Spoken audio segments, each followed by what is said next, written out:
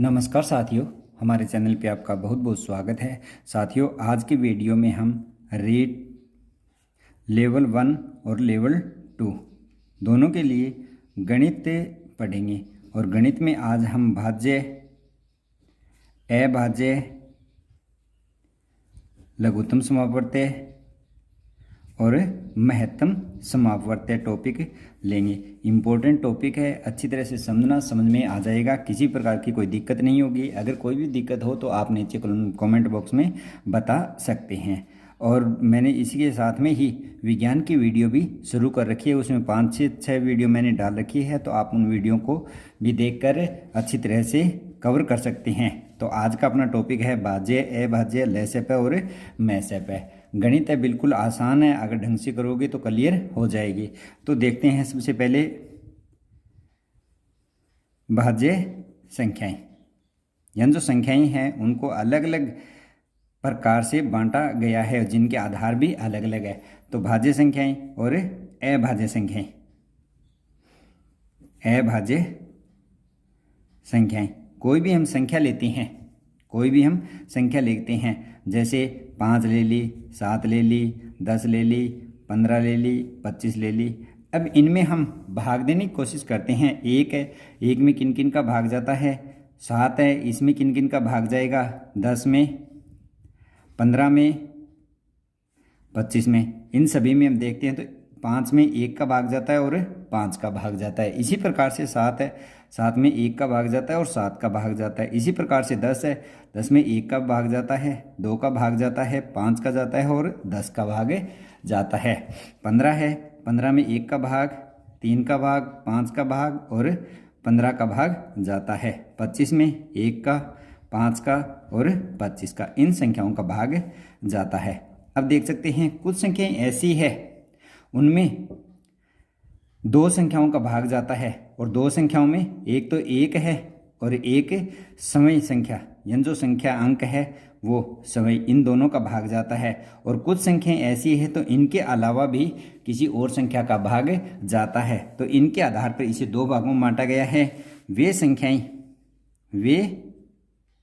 संख्याएं जिनमें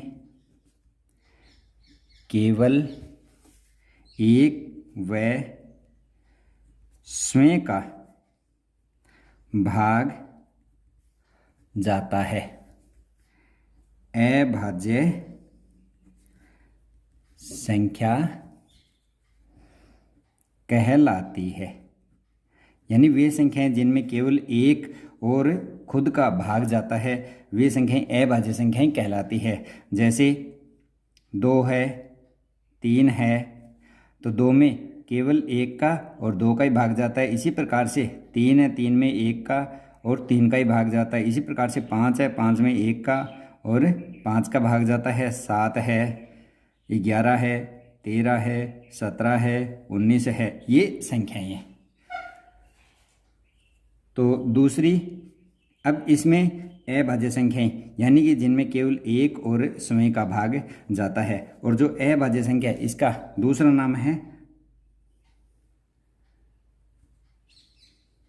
अभाज्य संख्या, जिनमें केवल 2 संख्याओं का भाग जाता है, खुद का और एक का, 2 ही संख्याओं का भाग जाता है। तो प्रश्न आता है कई बार, 2 है भाज्य, अभाज्य, तो इसमें क्या आएगा? अभाज्य संख्या।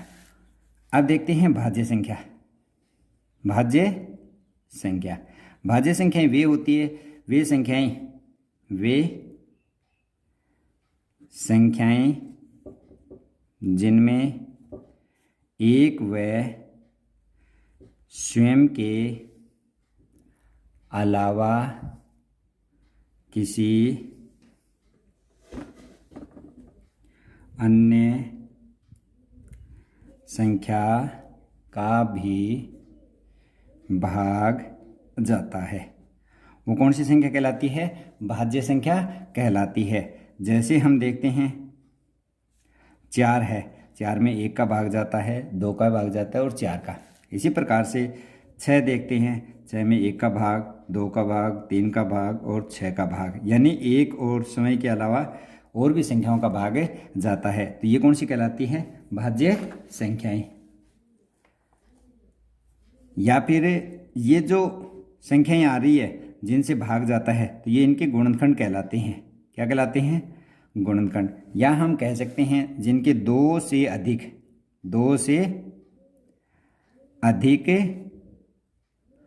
गुणनखंड हो तो वो सभी संख्याएं क्या कहलाती है? भाज्य संख्याएं। क्या कहलाती है? भाज्य संख्याएं कहलाती है। इन्हीं भाज्य संख्याओं को संयुक्त संख्या भी कहते हैं। इन्हीं भाज्य संख्याओं को क्या कहते हैं? संयुक्त संख्या भी कहते हैं। तो इन्हीं भाज्य संख्याओं को संयुक्त संख्या भी कहते हैं। अब आपके दिमाग में ये भी प्रश्न होगा कि एक क्या है? भाज्य, अभाज्य, एक, या फिर इनमें से कोई नहीं। इनमें से कोई नहीं। तो आप इसका उत्तर आसानी से दे सकते हैं, एक भाज्य है या फिर अभाज्य है, इनमें से कोई नहीं।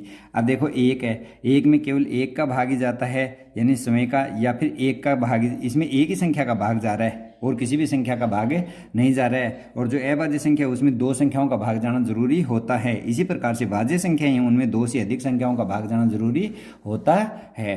तो एक है वो न तो भाज्य संख्या है और न ही अभाज्य संख्या है। तो आपको स्पष्ट लिखना है, आ जाए तो एक न तो भाज्य संख्या और न ही अभाज्य संख्या है। अब ये चीजें आपको याद रखनी है। अब भाज्य और अभाज्य के बारे में बातें हो गई, आप समझ भी गए होंगे कि भाज्य संख्याएं किसे कहते हैं और अभाज्य संख्याएं किसे कहते हैं। तो आप 1 से लेकर 100 तक की गिनती में अभाज्य संख्या निकालने का प्रयास करें और कमेंट बॉक्स में बताएं कि कितनी अभाज्य संख्याएं प्राप्त होती है 1 से 100 तक। ये इंपॉर्टेंट है, आपके परीक्षा की दृष्टि से प्रश्न सीधा आ सकता है 1 से 100 तक की संख्याओं में कितनी अभाज्य संख्याएं हैं, या फिर एक है भाज्य अभाज्य, इनमें से कोई नहीं। तो इनमें से कोई नहीं। भाज्य संख्या कौन सी होती है? जिनमें एक और समय के अलावा किसी तीसरी संख्या का भी भाग जाता है, वह भाज्य संख्या होती है। अभाज्य संख्या क्या होती है? वह संख्या जिसमें केवल एक और समय का भाग जाता है, वह कौन सी संख्या कहलाती है? भाज्य संख्या कहलाती है। अब प्रश्न आ गया दो के भाज्य अभाज्य, तो ये 2 के अभाज्य, 3 भाज्य अभाज्य, तो 3 भी क्या है? अभाज्य संख्याएं। ये सभी NCERT या फिर RBSC की जो बुकें हैं कक्षा 6 की गणित की, उसमें ये सभी बातें दी हुई है, उनसे आप अच्छी तरह से समझ सकते हैं। आपको किताब भी देखने की जरूरत नहीं पड़ेगी, इतना इसमें करवा दिया गया है आपके लिए। और एक बात और है, ये बात भी आ सकती है कि गुणनखंड मैंने आपको बताई, यानी कि किन किन जो संख्याएं दी गई उनमें किन किन में ये संख्या आती है, तो ये इसकी गुणनखंड हो गई। अब गुणनखंड क्या है? कोई भी संख्या, ये एक आ सकता है सत्य असत्य में कि कोई संख्या है वह समय का गुणनखंड होगी या नहीं होगी। जैसे 4 है, 4 का गुणनखंड होगा या नहीं होगा, तो ये 4 का गुणनखंड होगा, सत्य है। देख सकते हैं 4 है, ये 4 का गुणनखंड हो रहा है नहीं हो रहा? 1 भी इसका गुणनखंड है, 2 भी है और 4 भी इसका गुणनखंड है, तो 4 का गुणनखंड होगा। अब आपसे पूछ लिया जाए कि सबसे छोटी अभाज्य संख्या कौन सी है? सबसे छोटी अभाज्य संख्या, एक न तो भाज्य और नहीं अभाज्य, तो सबसे छोटी अभाज्य संख्या 2 है। आप इसका आसानी से उत्तर दे सकते हैं। सबसे छोटी अभाज्य संख्या कौन सी है? 2 सबसे छोटी अभाज्य संख्या है। ये भी आप आसानी से बता सकते हैं। और एक प्रश्न ये भी आ सकता है कि प्रत्येक अभाज्य संख्या विषम होती है। प्रत्येक अभाज्य संख्या विषम होती है। सत्य है या असत्य? यानी कि जरूरी है क्या सभी अभाज्य संख्या विषम होगी? 2 है, सम संख्या है लेकिन अभाज्य संख्या है, तो ये भी सत्य नहीं है। तो एक प्रश्न ये भी दिया गया है कि एक प्रत्येक संख्या का गुणनखंड होगा, एक प्रत्येक संख्या का गुणनखंड होगा, तो ये सत्य है सत्य? ये सत्य है, ये बात सही है, क्योंकि एक है वो प्रत्येक संख्या का गुणनखंड। जैसे 2 है, 2 का 1 और 2, इसी प्रकार से 3 का देखते हैं तो 1 और 3, 5 का देखते हैं तो 1 और 5, 6 का देखते हैं तो 1 2 3 6, तो सभी में 1 आ रहा है, तो 1 सभी का गुणनखंड होगा। ये बात आपको याद रखनी है। अगला दिया गया है कि प्रत्येक संख्या का गुणज उससे छोटा होता है। प्रत्येक संख्या का गुणज यानी गुणज का मतलब गुणा करके संख्या लिखनी। प्रत्येक संख्या का गुणज, जैसे 4 का गुणज है, गुणज गुणज यानी गुणा करना, 1 से गुणा, फिर 2 से, 3 से। तो प्रत्येक संख्या का गुणज उस संख्या से छोटा होगा, नहीं होगा उस संख्या से छोटा, उस संख्या से बड़ा होगा। जैसे 4 का गुणज देखते हैं तो 4 होगा, 8 होगा, 12 होगा, 16 होगा, तो संख्या के बराबर हो सकता है लेकिन छोटा नहीं होगा। अगली एक ये दिया गया है कि प्रत्येक संख्या का गुणनखंड उससे छोटे होते हैं, प्रत्येक संख्या के गुणनखंड उससे छोटे होते हैं। तो ये बात सही है कि कोई संख्या है उसकी गुणनखंड है उससे छोटे ही होंगे। जैसे 4 के गुणनखंड 1, 2 और 4, तो 1 है ये उससे छोटा है, 2 है ये भी उससे छोटा है, और 4 बराबर या छोटा, तो छोटे हो सकते हैं लेकिन गुणज है वो छोटे नहीं होंगे, वो या बराबर के या फिर ज़्यादा होंगे। ये बात है भाज्य और अभाज्य के बारे में है। तो आप भाज्य और अभाज्य के बारे में समझ गए होंगे। दोबारा एक बार बता देता हूँ कि भाज्य क्या होती हैं और अभाज्य। भाज्य वो होती हैं वे संख्याएं जिनमें एक और समय के अलावा किसी अन्य का भाग भी जाता है, भाज्य संख्याएं कहलाती है। जैसे 4 भाज्य संख्या है, 6 भाज्य संख्या है। इसी प्रकार से अभाज्य संख्याएं देखें कि वे संख्याएं जिनमें केवल एक और समय का भाग जाता है अभाज्य संख्याएं कहलाती है। वे संख्याएं जिनमें केवल एक और समय का भाग जाता है और किसी का भाग नहीं जाता है वो कौन सी कहलाती है? अभाज्य संख्याएं। तो 2, 3, 5, 7, 11 ये सभी के अभाज्य, इनमें एक और समय का भाग जाता है। अब 2 या 2 से अधिक जिसके गुणनखंड होते हैं वो भाज्य संख्याएं कहलाती है। गुणनखंड का मतलब उसके टुकड़े या उसके पहाड़े में आना।